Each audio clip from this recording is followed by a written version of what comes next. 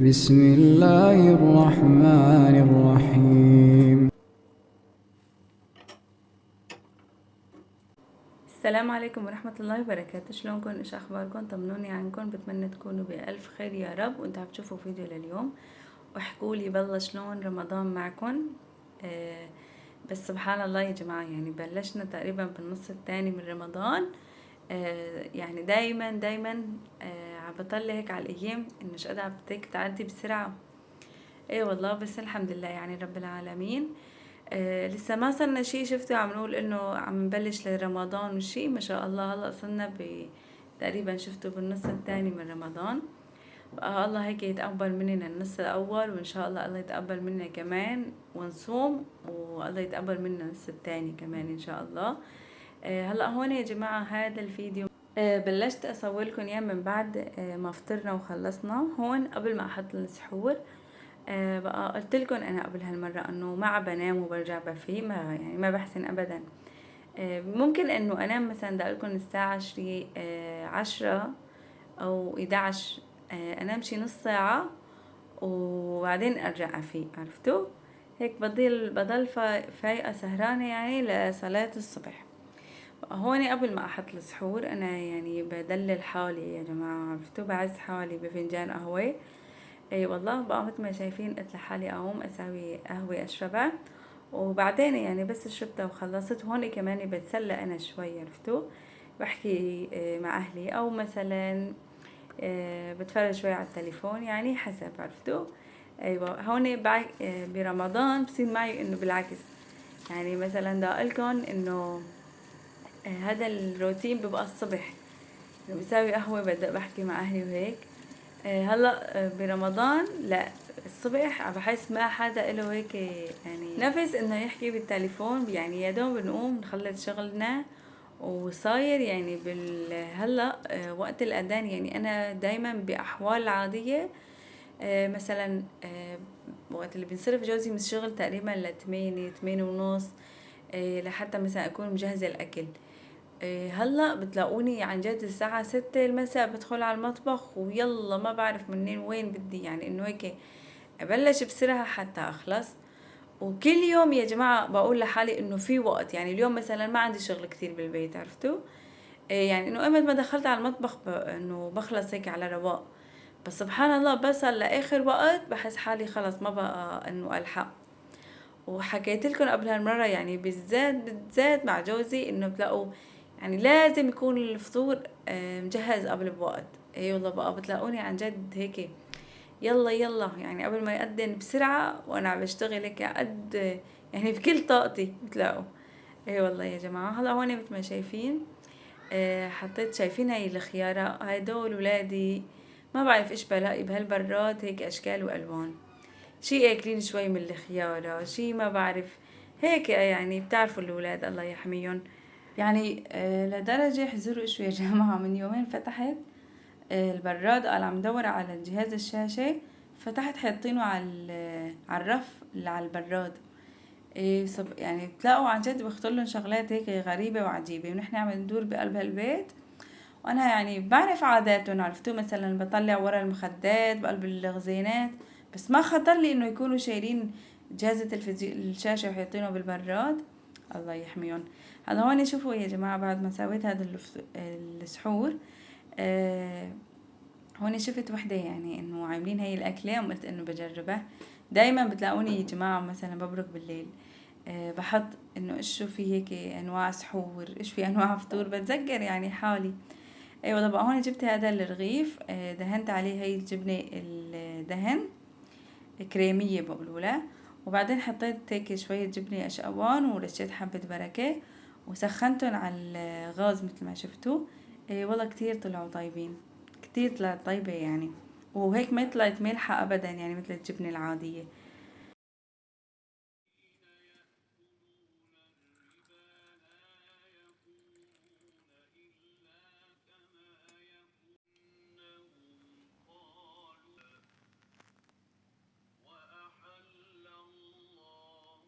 ومثل ما شايفين هيك صار السحور جاهز. دايما بحب انه هيك برمضان يعني حتى لو بالليل والعيلة كلها نايمة، بس بحب انه هيك اسوي اجواء رمضان، عرفتوا؟ حتى لو لحالي بحب احط هيك شوية قرآن، انا بحط السحور، يعني هيك شغلات. هل هلالك يا هلا بك، هل هلالك يا رمضان، والله اشتقنا فرحنا بك، صوم وطاعة للرحمن، صوم وطاعة للرحمن، روحانية يومك غير، والوعد باب الريان، والليالي فيها الخير، يا هلا بك يا رمضان، يا هلا بك يا رمضان، جينا نبارك للحلوين، من زعلنا مسموحين، خير وبركة مرتاحين، والحبايب مجتمعين، صوم وطاعة للرحمن. هل هلالك، هل هلالك يا هلا بك، هل هلالك يا رمضان، والله اشتقنا فرحنا بك، صوم وطاعة للرحمن، صوم وطاعة للرحمن، روحانية يومك غير، والوعد باب الريان، والليالي فيها الخير، يا هلا بك يا رمضان، يا هلا بك يا رمضان، جينا نبارك.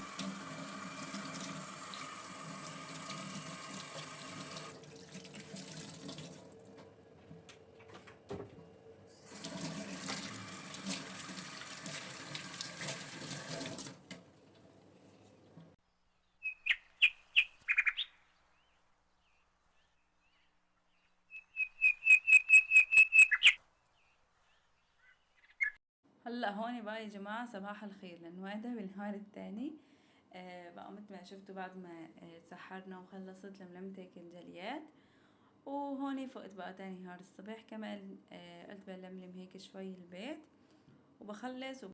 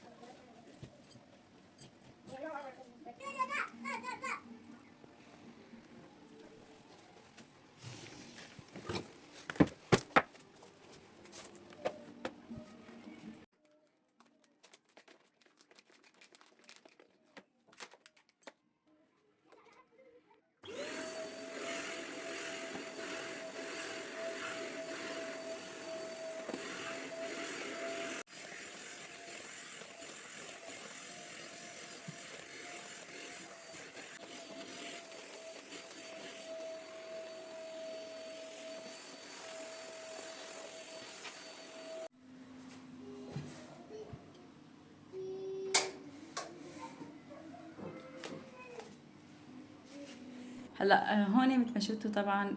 انا بخلص مثلا لم غرفة النوم، وكمان طبعا بكون برا عندي بالصالون وهيك، يعني لم كل البيت، عرفتوا؟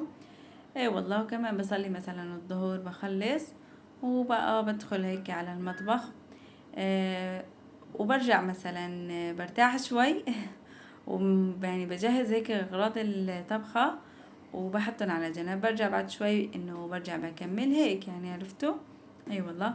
هلا هون كنت انا دايما عم بسوي بالبيت هذا التمر الهندي. يعني دايما انه بنقعه بالبيت وبعصره بعدين، وهيك عم بساوي. كمان طريقته كتير سهلة، ويعني انه هيك اطيب وانضف مثل ما بقولوا. احلى شيء قال في نهار برمضان جوزي جاب لي سوس. هلا انا من نوع كتير بحب السوس بصراحة اكتر من التمر الهندي، مع انه كتير بلاقي محبين السوس قلال يعني.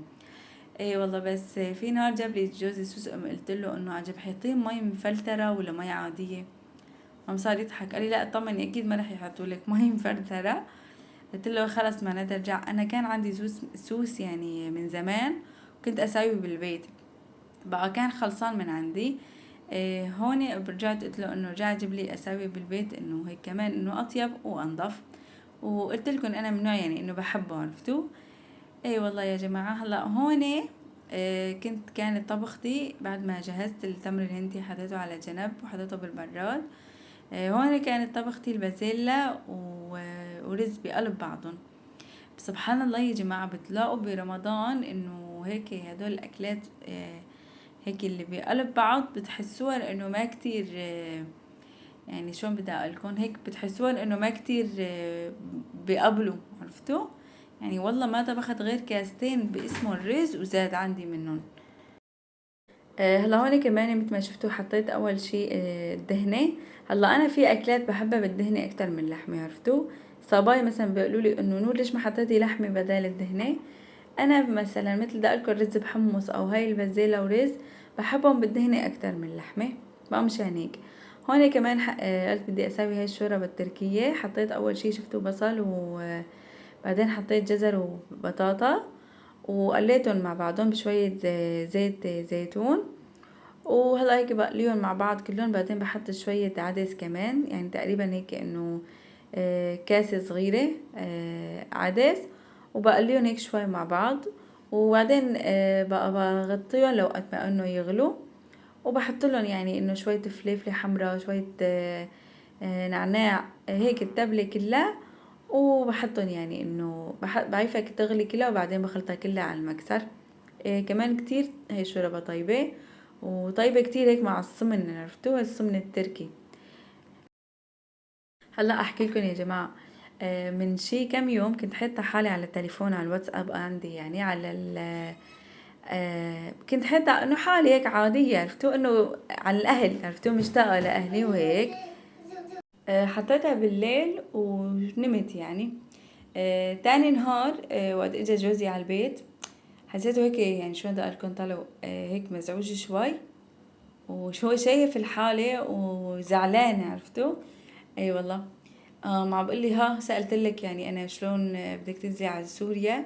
انا بطلع هيك فيه واستغربت يعني شو عم بسألك شلون بدك تنزلي على سوريا هيك زيارة وتطلعي، وانا عم بطلع فيه يعني قلت لحالي غريبة ايش خطر له يعني هلا.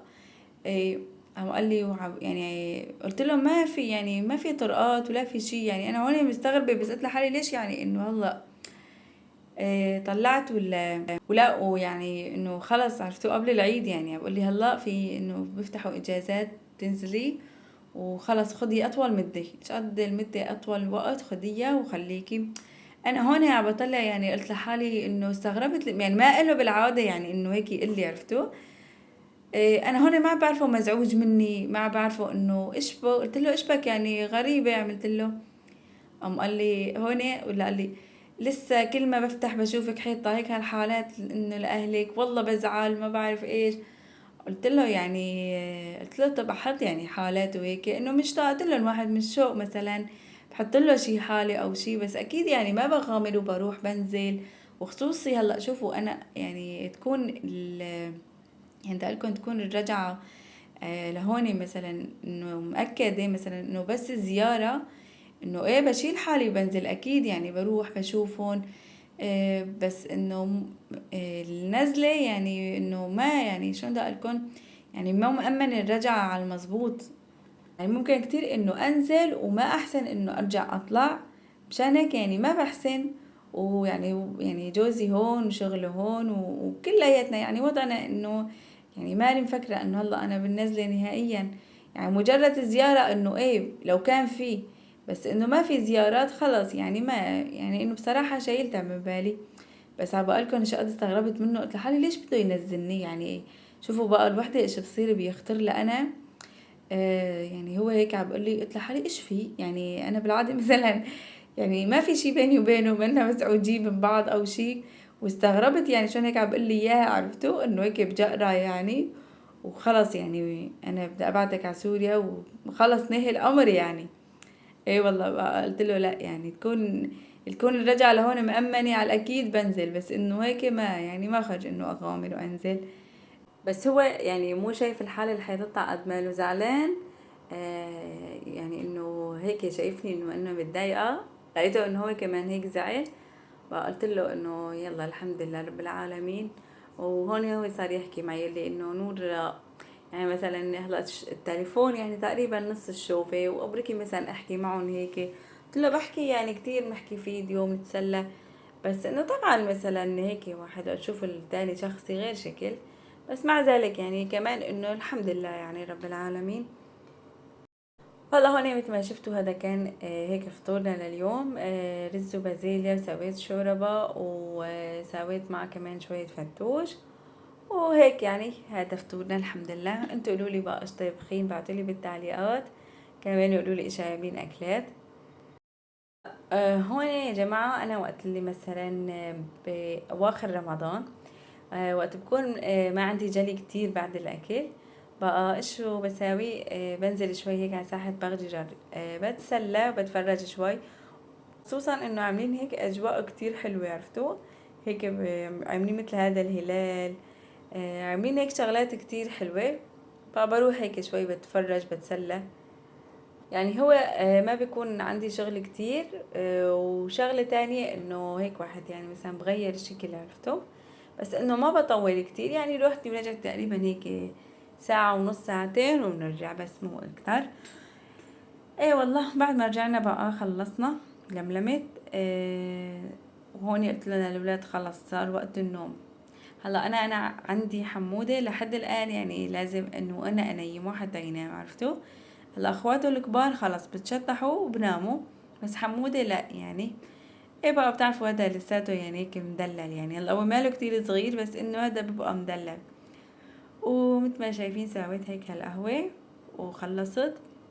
هلا انا برمضان ما بتابع ابدا مسلسلات، بس هاد مسلسل العربجي متابعته من هذيك السنه. كتير يعني انه يعني بلا يعني لقيته ما اشبه شي بسلي، بقى بتابع بس هذا المسلسل. اما هيك يعني انا بصراحة مالي من النوع انه كتير اتابع مسلسلات هيك، يعني اعدد بالمسلسلات، خلص انه مسلسل واحد بس بتفرج عليه وحوج، او مسلسلين بالكتير يعني مو اكتر. بس عن جد يا جماعة احلى شي ها برمضان، وقت تعملوا فنجان القهوة، اللي ماله مجرب هل هيك انه تساووا قهوة وبعدين تعمل تشغلوا وراهم هيك البخور، عن جد بتحسوا هيك يعني بأجواء رمضان وريحة رمضان، ريق وغير شكل يعني. اي والله. هلا طبعا ابني الصغير ما شاء الله عليه، يعني مستحيل اكل هيك اي نوع بسكويت او اشي اتهنى هيك مثلا بقطعة، لا لازم يشاركني فيها، صحة وهنا يعني على قلبه. بس اوقات بحس حالي عن جد انه يعني مش هي هيك على أكلة حلوة، بقى بتلاقوني خلص بدي اكل مثلا بسكويت او اي شيء، بقول لهم بعده ما بقى اطعمي حدا ابدا بعمل لهم. اي والله. وخصوصا هذا حموده ما شاء الله، يعني قد ما واحد طعمه اولاد الصغار اكلات بتلاقوه يعني خلص بتضل بنفسهم كل شيء. وهلا لهون وصلت معكم لنهاية فيديو اليوم وروتين اليوم. اذا حبيتوا الفيديو وعجبكم تسليتوا، ما تنسوا تشتركوا وتفعلوا زر الجرس، وتستنوني ان شاء الله بفيديو جديد. تصبحوا على الف خير.